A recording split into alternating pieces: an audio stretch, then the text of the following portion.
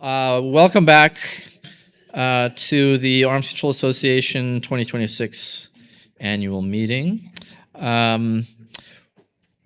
We're going to resume in just a couple minutes with special remarks from the Executive Secretary of the Comprehensive Test Ban Treaty Organization in Vienna. But first, let me give a little introduction for Dr. Floyd and the CTBTO. As you heard earlier this morning, the 1996 Comprehensive Nuclear Test Ban Treaty and the global norm against nuclear test explosions it has helped establish was one of the central issues in play at the NPT review conference. And even though the CTBT and the International Monitoring System, the International Data Center in Vienna, are realities and have proven to be a major success, we can't take the CTBT or the de facto global nuclear test moratorium for granted.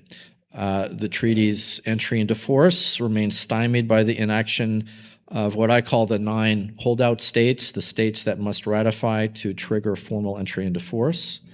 It's at risk due to the threat that President Trump made to renew nuclear testing on an equal basis in response to an alleged nuclear test explosion by China, the US government says took place 6 years ago. And the likelihood, as Lynn Rustin pointed out in the last panel, that any nuclear test explosions by any one of the 5 major nuclear states, particularly the United States, would trigger a chain reaction of nuclear testing by others. So for these and other reasons, we've invited Dr. Robert Floyd, the Executive Secretary of the CTBTO, to provide us with his perspectives on the occasion of the treaty's 30th anniversary, which will come up on September 24th of this year, the day the treaty was opened for signature in New York, with President Bill Clinton being the first to sign. Dr. Floyd was appointed to lead the CTBTO in 2021, and before that was Director General of Australia's Safeguards and Nonproliferation Office.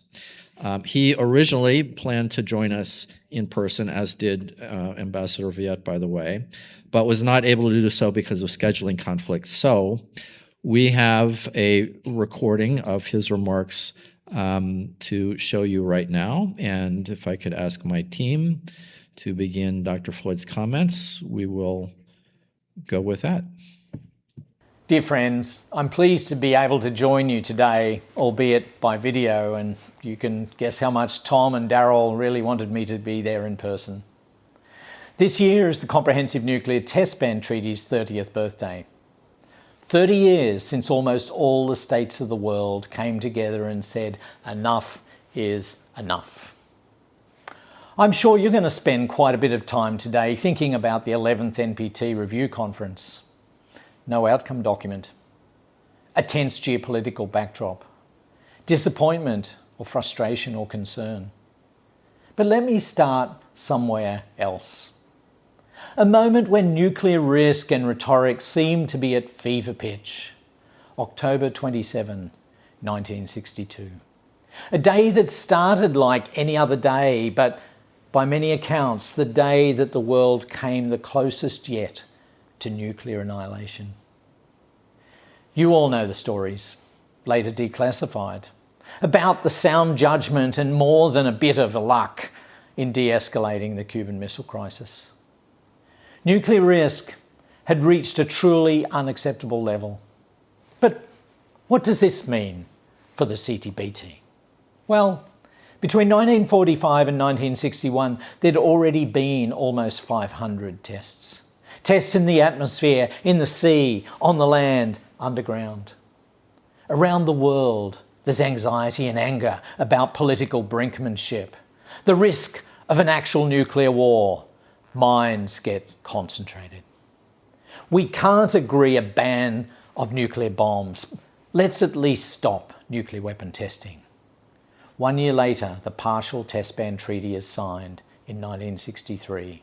It prohibits nuclear test explosions in the atmosphere, outer space, and also underwater. At last, some limits are put in place. Friends, opportunity out of crisis. And the PTBT is followed shortly after by the NPT, something you all know very well.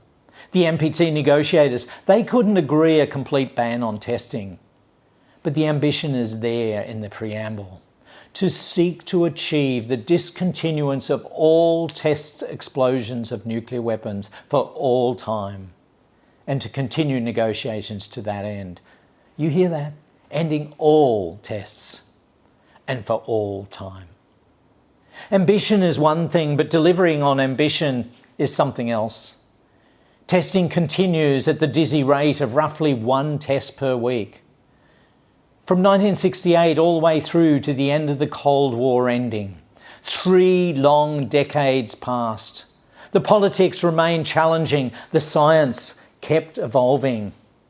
At last, in September of 1996, the international community agrees a comprehensive nuclear test ban treaty, the CTBT. An unprecedented example of science and technology helping to unlock political deadlock. So, why did it take so long to agree that comprehensive ban on testing? It comes down to something simple: trust.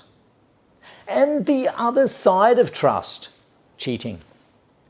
This tension has been there from the very start.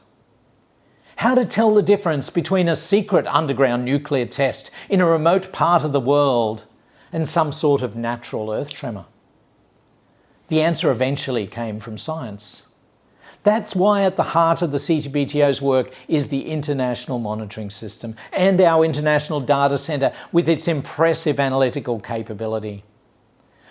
We all know quickly if and where a test has taken place. The IMS works to a level of precision well beyond the expectations of those who drafted the treaty. The original design goal, to detect a 1 kiloton explosion anywhere in the world. That's a blast just 1/15 the size of the Hiroshima bomb. Today, we can detect explosions down to as small as 0.5 kiloton anywhere on the face of the planet. AI, machine learning, will actually drive that threshold even lower. The great issue that we've grappled with since 1945 are as intractable as ever.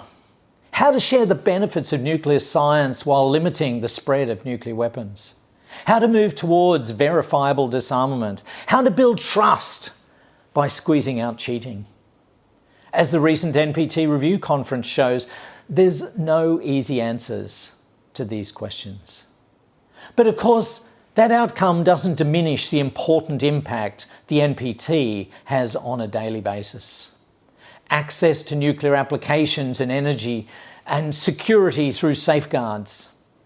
Now, I was at the review conference during the first week, and I was heartened to hear the strong messages of support for the CTBT, the CTBTO, by the states and non-government experts that were gathered. It was clear there is strong support for the CTBT's practical contribution to global peace and security. But it's also obvious that today, all this isn't enough. The world faces dangerous challenges on a scale not seen in decades. These are uncertain times. Recent events in Iran and neighbouring countries, expired arms control treaties, threats of a new arms race, uncertainty even about nuclear testing. You've heard the allegations. You've heard the robust denials, leading to questions about the CTBTO's international monitoring system. Did it detect anything? Can the CTBTO determine what happened? And if not, what's the value of this treaty? It started an important discussion about the future, and that is a good thing. And let me assure you, as I said in my last public statement, the IMS did detect seismic activity on the 22nd of June 2020 at 09:18 Universal Time. It did detect that. But this activity was so small that IMS seismological data alone cannot determine its cause or origin. Was it natural? Was it an explosion? Was it a nuclear explosion? So, where do we go from here? It'll be no surprise that first and foremost, I look to entry into force. The fact is, the IMS network was never designed to detect very low-yield explosions. The treaty envisaged 3 other verification mechanisms available only after entry into force: confidence-building measures, consultation and clarification, and importantly, on-site inspection. Effective tools to address a scenario when one state accuses and the other denies. And while entry into force seems distant, we can look at interim steps, and I have a few ideas in this regard. Some can be pursued within the CTBTO with political support. Others make sense to pursue in a bilateral or a trilateral or maybe a pentilateral basis. But the key is to reduce uncertainty and to build trust.